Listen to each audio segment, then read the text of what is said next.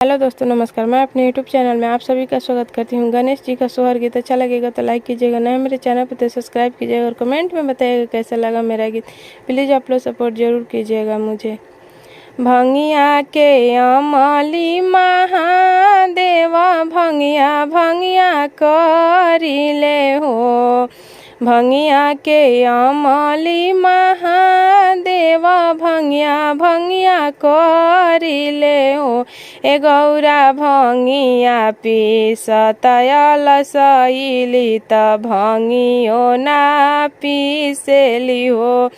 ए गौरा भंगिया पीसतयल सैली त भंगियो ना पीसेली हो।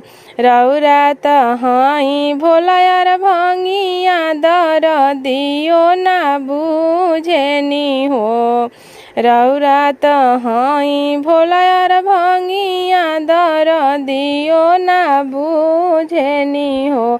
ए शिवजी गणपति लिहे अवतार त धगरिन बोलावनु हो। ए शिवजी गणपति लिहे अवतार त धगरिन बोलावनु हो।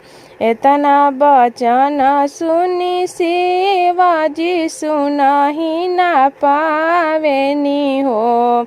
एतना बचन सुनी शिवजी सुनहि ना पावेनी हो। ए शिवजी बासाहा पर भैनिया सवार त धगरिन बोलावे गइनी हो।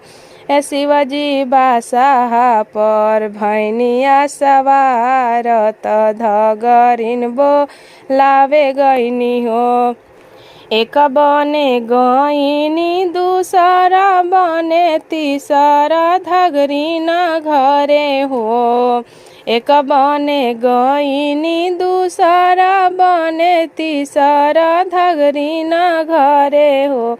ए धगरिन गणपति लिहे अवतार चलना नार काटन हो। ए धगरिन गणपति लिहे अवतार चलना नार काटन हो। बोलिया त ये महादेव बोलिले बोलहु ना जानिले हो।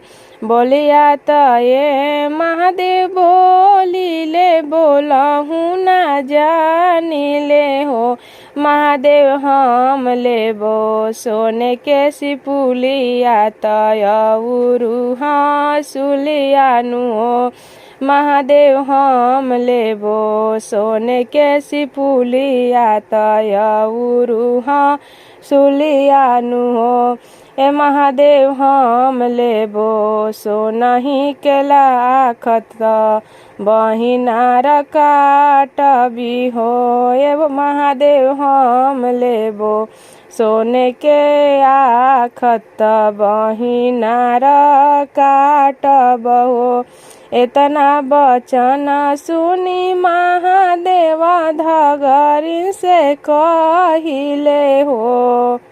एतना बचन सुनी महादेव धगरिन से कहिले हो। ए धगरिन हम देबो सोने के सिपुलिया तयउरु हँसुलियानु हो। ए धगरिन हम देबो सोने के सिपुलिया तयउरु हँसुलियानु हो। ए धगरिन हम देबो मोतिया के आखत चलना नार काटहु। ए धगरिन हम देबो मोतिया के आखत चलना नार काटनु हो। एतना बचन सुनी धगरिन दौरी नार काटेली हो। एतना बचन सुनी धगरिनी दौर नार काटेली हो। ए सखिया गणपति लिहले अवतार हो खन लागल सोहर हो।